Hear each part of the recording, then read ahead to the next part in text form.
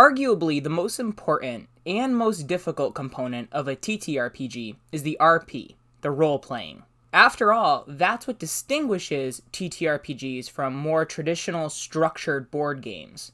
Unlike traditional board games, where rules are strict and choices are concrete, TTRPGs are more about collaborative storytelling, immersion, and ingenuity.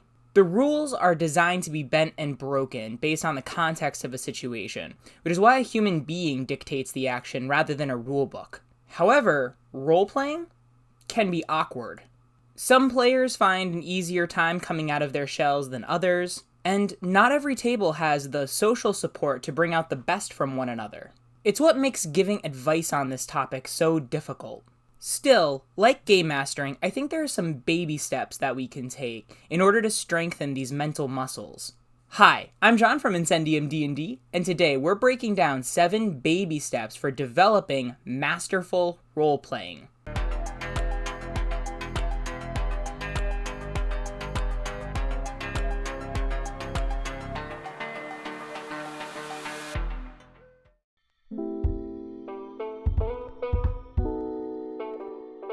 Recently, we released a video about 7 baby steps to masterful game mastering. And as you can expect, that video was really aimed for individuals who were excited about diving into the wonderful, rewarding world of game mastering. So I thought it would be cool to create a complimentary guide for the player side of things. That being said, I think that game masters can really use these tools themselves. But as usual, before getting started, I do want to get a few disclaimers out of the way. First, like we mentioned in the game mastering video, the reason we're breaking down these tips as baby steps is because a lot of times new players come to the table with inflated expectations. Especially for fans of live plays like Critical Role or Dimension 20, it can be way too easy to set the bar too high for the kind of role-playing you'll be delivering your first time at the table. And just as a reminder, even though those streams seem to become giants overnight, that doesn't mean that the acting and improv skills you see at the table happened overnight. Both Critical Role and Dimension 20 have casts with background in acting and improv, meaning they've had years of training and experience in order to look so organic once the cameras start rolling. Second, like with game mastering, these 7 baby steps aren't just for new players, but I do think that new players are going to get a lot out of them. Every table and campaign are vastly different, and even tables where all the players have been real-life friends for years may not immediately jive in the context of a TTRPG. And even players that have played a successful campaign together before may feel like the dynamics are kind of off when they start a new campaign. So, these baby steps are not only designed for a new player to learn how to overcome the awkwardness of role-playing, but they also serve to help a new table or a new campaign slowly build into something truly magical. And one other disclaimer just to keep in mind, even with all the work that you might put in to try to develop team dynamics or a specific kind of story at the table, there are just sometimes a table just doesn't vibe. If the GM and the players aren't all on the same wavelength, sometimes the healthiest thing to do is to actually bow out of a game or allow a campaign to fizzle on its own. That is a perfectly normal and healthy occurrence, even though at the time it may feel like some kind of failure. Something I've said before and I'll bring up here again is that TTRPGs in a lot of ways act like a kind of Rorschach test. Different players, even if they get along with each other in real life, might look at what TTRPGs are very differently, and what they want out of the game can sometimes clash with each other. And that can lead to a lot of hurt real-world feelings. And sometimes the best thing to do is just agree to disagree and agree that maybe this game right now isn't the best thing for everybody. All right, so with all those disclaimers out of the way, let's get on to it.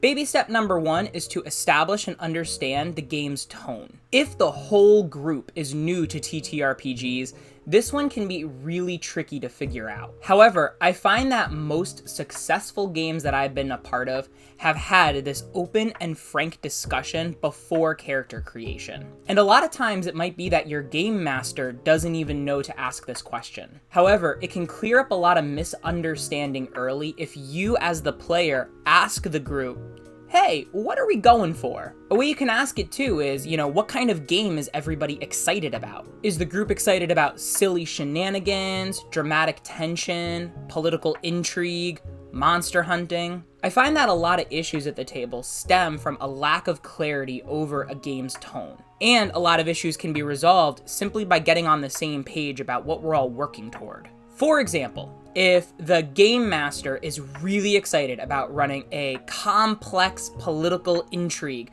with lots of dynamic factions out competing each other, and the players are looking for a simple, straightforward objective where they get to kill something at the end, well, somebody's going to be unhappy. Likewise, if the game master is new and they create a linear plot, maybe even if it's a little railroady, just to get their feet wet and understand the system, well, if the players keep throwing them curveballs and ignoring their quest hooks, it's going to be a lot harder for that game master to learn how to deliver a satisfying narrative experience. Whether you're leaning more into the silly or the serious side of the tonal spectrum, there's a lot of tension you can resolve up front just by asking, what is everybody interested in doing?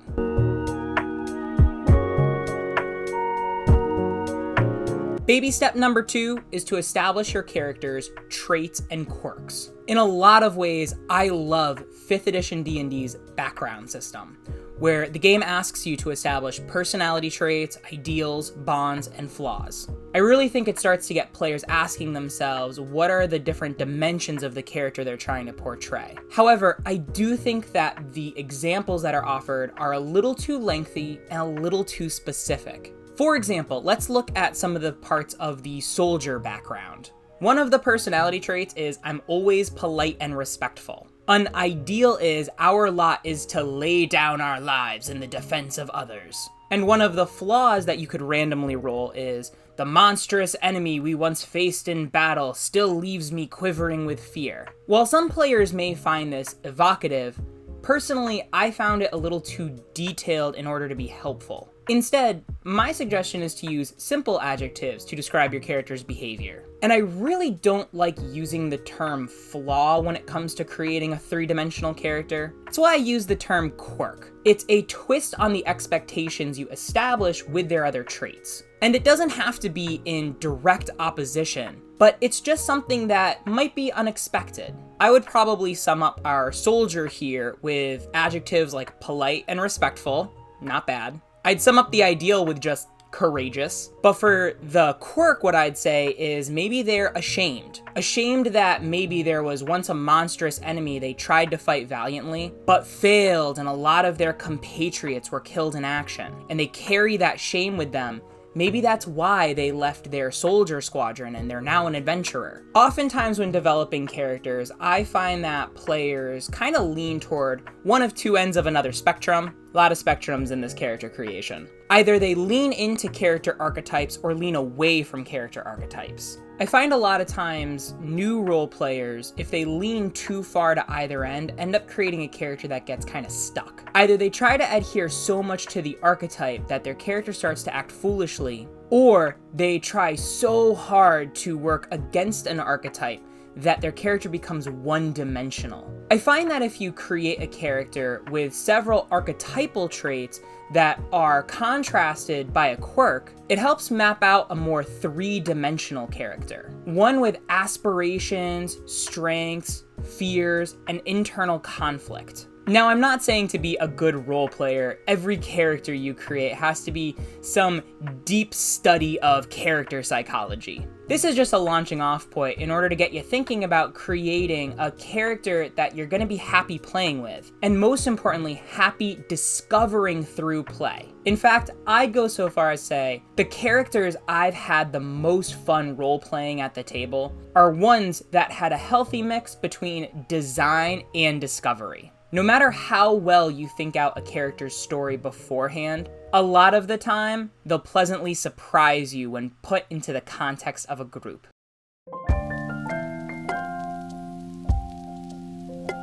In a lot of ways, step 3 is probably one of the most important, which is figuring out your character's motivation to join an adventuring party. Dungeon Masters have a few storytelling tools at their disposal to help this process along, In 5th edition D&D, there's a mechanic called group patrons, and I'm sure in the abstract that same tool can be applied to a lot of different other RPGs. And at the end of the day, this is supposed to be a collaborative game. And trust me, it is much more fun when you're playing in the context of a group than trying to just play by yourself or keep to yourself. Before getting swept up with thoughts like, my character would, it's helpful to determine why your character would work as part of a team with others. For introverted players, or players like me that like to create characters that are brooding edgelords, it can be really tempting to say something like, I work alone, or something equally melodramatic. But here's my twist. Are our favorite brooding loners in media really loners? Let's look at some famous examples. First, Shadow the Hedgehog, the premier internet edgelord.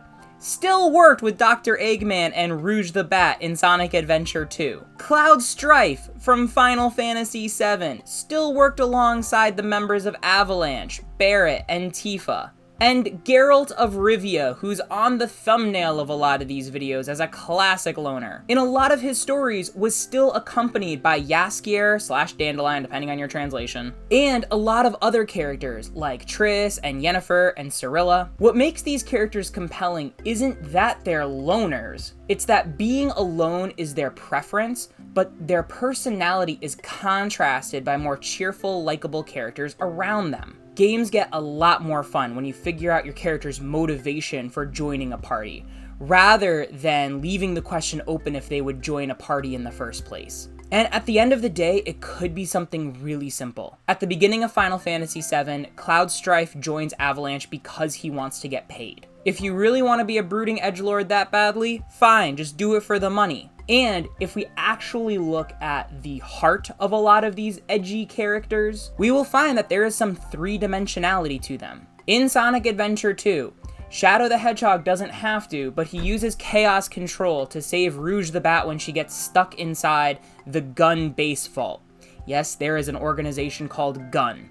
How original. Cloud, over time, softened and opened up to Aerith, who as a character became pivotal in his overall emotional arc. And Geralt of Rivia? He's a nice guy at the end of the day. Sure, sometimes he can be sarcastic and a little bit mean, and even though he's taking monster hunting contract work for the money, there are a lot of times he does objectively good things because they're the right thing to do. The key takeaway here is in these group stories, even angsty characters fit into an adventuring party.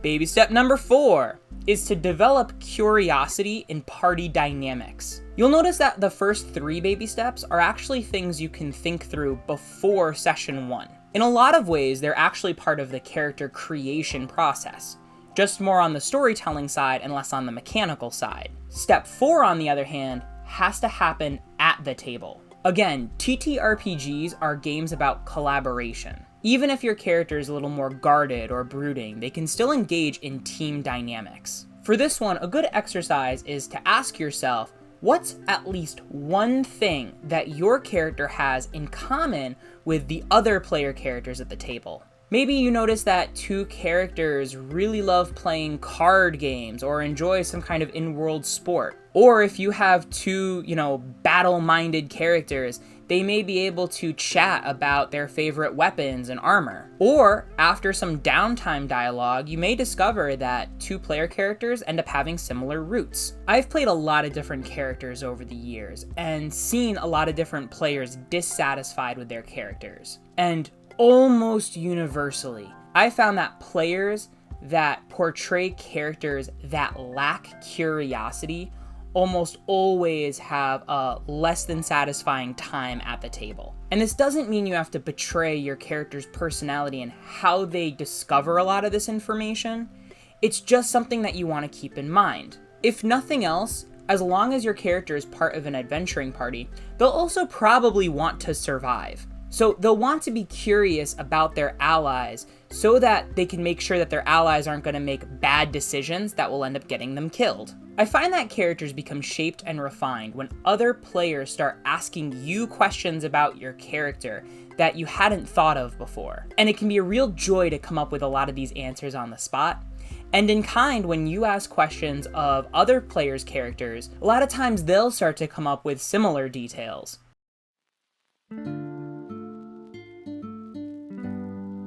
So if step 4 is something that you can do starting at session 1, step 5 is something you'll have to be a little patient about. You'll probably have to wait at least a few sessions before you use this one. Step 5 is to have your character behave consistently until they don't. By having your character make choices that are consistent with their outward personality, your fellow players will start to get to trust the kind of character that they are. Let's go back to our soldier example. Polite, respectful, courageous. And I'm sure you get a kind of mental image of what this character might be like just from those simple descriptors. But then, the party is sent to a town that they discover has been overrun by zombies. The once respectful and courageous fighter suddenly starts acting fearful. While usually they would be interested in finding a responsible party and bringing them to justice, all of a sudden the tactics change. They want to just find as many survivors as they can and get out as quickly as possible, and then report this to a higher authority that can deal with it. This is an example of the character behaving inconsistently, and we start to see the three-dimensionality of their character. Their character is afraid of something. To go back to what the flaw was of our soldier, this is a type of monstrous enemy that overwhelmed them before. You might even discover something like the rest of the party learns. This soldier was once part of a squadron that had to try to hunt down an enemy necromancer. And that necromancer used zombies to kill their fellow comrades. And that shame of losing valued compatriots still hangs over their head. Now, this idea doesn't have to just be dramatic though. It's equally fun and silly for, let's go back to our brooding, angsty character. Maybe the party goes to a tavern during downtime. And the normal brooding, angsty loner, has a mug of ale, and suddenly opens up as a cheerful chatterbox. And the party learns that the brooding, angsty demeanor really isn't who this character actually is. It's a show that they put on. And really, they tend to be light and kind-hearted underneath the gruff exterior. As a side note, I think this is also a pretty good practice for game masters. To go back to the very first step, understanding the game's tone. A lot of times game masters will get stuck doing one kind of design to try to embody the tone that they think their players are excited for. But it can be refreshing and memorable to mix it up every now and again. Where normally a really heavy, morally gray game suddenly has this uplifting party scene.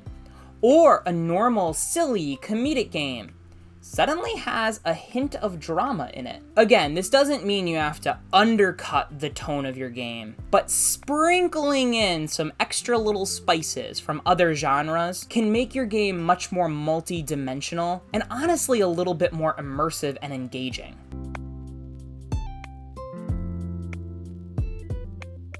Alright, I'm gonna be really upfront. I am super passionate about step 6. And this is probably one that I could have put at the beginning of the list, but I didn't want to start on a serious note. Step 6 is that your character can be troubled, but be mindful of the troubles you bring to the table. A lot of players, especially from my experience, fans of shows like Critical Role, are drawn to TTRPGs because they're interested in exploring the drama of a character story. However, no matter how immersed we feel in a game world or how much we trust our fellow players at the table, there is a time and place for dealing with real-world troubles. And more often than not, the game table is not a time or place. When designing a character's traits and quirks, sometimes we create conflicts that hit a little too close to home. This can lead to a lot of discomfort with either yourself or the other players at the table, and they might not even be comfortable bringing it up. This is why I find the discussion around lines and veils so important and powerful, and also knowing that they can change in either direction based on each player's level of trust and comfort at the table. While one of my personal purposes for content creation in this sphere is to help people discover the personal growth and development possibilities through TTRPGs, D&D is not therapy. Therapy is therapy. And I do know of therapy programs run by certified professionals that use TTRPGs like D&D in their therapy, especially with kids. But again, those are run by certified professionals. That doesn't mean that when you come to the table, it's appropriate for you to unpack some of your personal baggage. Now, if you want to play a wizard because you want to practice organizational skills, go for it. If you want to play a bard because you want to practice opening up and being a little more outgoing, go for it. But if you or you know somebody else at the table has real world emotional wounds,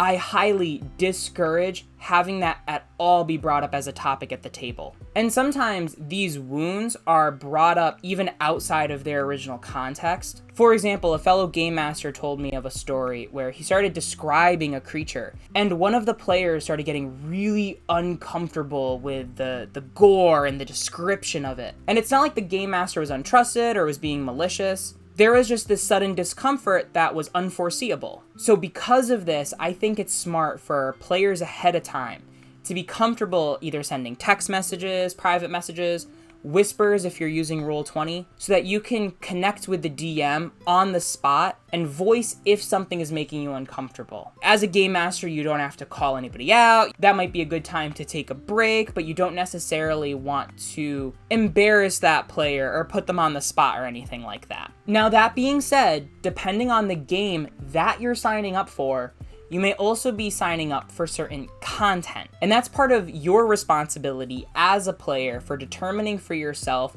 what games you're going to be a part of. Dungeons & Dragons is rated 13 and up. It has fantasy violence, like Lord of the Rings. Yes, you can always up the content you explore with the table, but in general, PG-13. Vampire the Masquerade, 18 up. So if you play Vampire the Masquerade, you're probably going to be in situations that are 18 up. And again, embodying a character with no troubles leaves no room for dramatic tension, but just be mindful of the kind of troubles and the kind of content that you integrate into your character.